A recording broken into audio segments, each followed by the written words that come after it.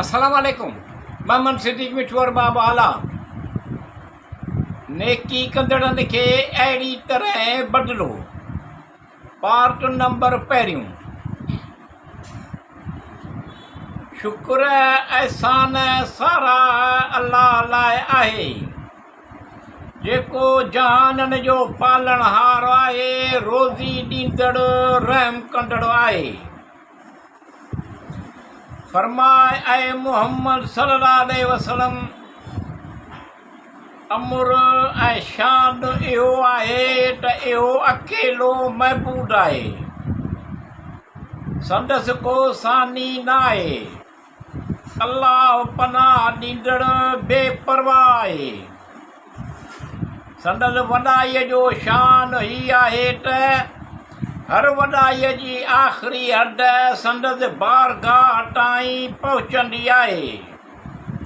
न उन्हीअ खे कंहिं ॼणियो आहे जो इहो कंहिंजो माउ थिए ऐं न इहो कंहिंजो पीउ थिए, ऐं को हिकु बि उन जे बराबरि ऐं उन जहिड़ो न आहे।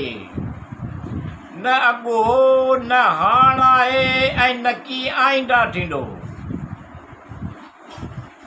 हज़रत मूसा अलैहिस्सलाम खां पोइ बनी इसराईल जे सरदारनि जी जमायत ॾांहुं ॾिठो, जॾहिं पंहिंजे नबी शमूएल अलैहिस्सलाम खे चयो त असां जे लाइ हिकिड़ो बादशाह मुक़ररु कर त असीं अल्लाह जे वाट में विढ़ूं। हज़रत शमूएल अलैहिस्सलाम नबी अलैहिस्सलाम उन्हनि खे चयो त शायदि ईअं थिए जो तव्हां ते जंग लिखी वञे, यानी जहाद फ़र्ज़ कयो वञे, पोइ तव्हां जंग न करियो। चयाऊं त असांखे छा थियो आहे जे वाट में जंग न करियूं। ऐं तहक़ीक़ असांजे घरनि ऐं असांजे ॿारनि बचनि खां बेदख़ल कयो वियो आहे। पोइ जॾहिं उन्हनि ते जहाद फ़र्ज़ कयो वियो त उन्हनि मुंहुं मोड़ियो सवाइ उन्हनि मां थोरनि जे। ऐं अल्लाह ज़ालिमनि में जे हाल खे ॼाणंदड़ आहे। ऐं संदनि पैगंबर अलैहिस्सलाम उन्हनि खे चयो त बेशक अल्लाह ताला तव्हां ते तालूत खे बादशाह मुक़ररु फ़रमाए छॾियो आहे।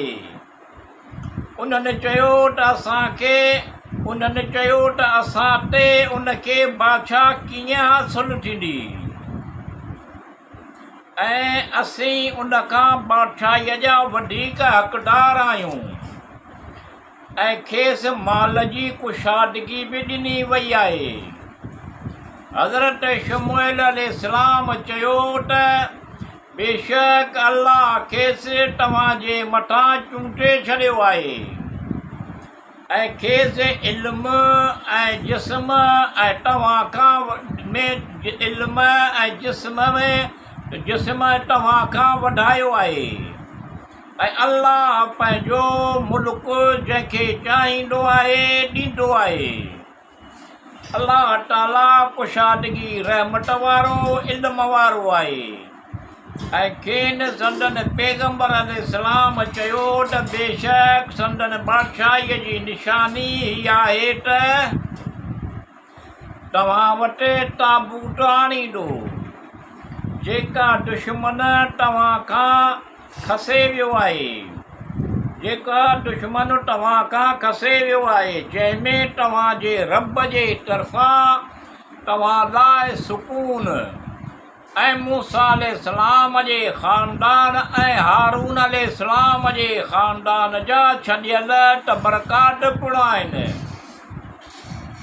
जंहिंखे फ़रिश्ता खणी ईंदा।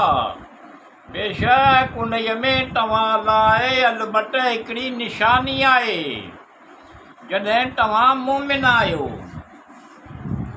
पोइ जॾहिं तालूत पंहिंजो लश्कर वठी हलियो, उन्हीअ चयो त बेशक अल्लाह ताला तव्हांखे हिकु नहर जे पाणीअ जे ज़रिए आज़माइश हिकु पाणीअ जे नहर जे ज़रिए आज़माइण वारो आहे।